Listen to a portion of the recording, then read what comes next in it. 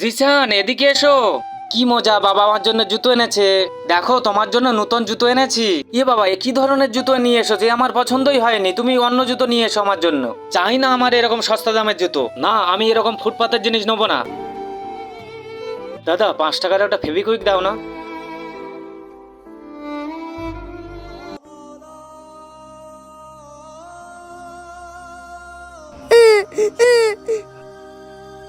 আমি এই জুতো দোকানে ফেরত দিতে যাচ্ছি, আমার পছন্দ মতো আমি জুতো কিনবো। আরে বাবা, আমার কথাটা তো শোন। দাদা, আমি এই জুতোটা ফেরত দিয়ে অন্য জুতো নিতে চাই। ঠিক আছে বেটা, কোন জুতোটা লাগবে? ওই বাদামি কালারের জুতোটা দাও।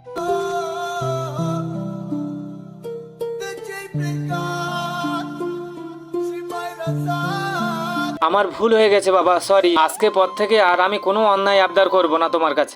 তোর কথা শুনে আমি খুব খুশি হয়েছি বাবা।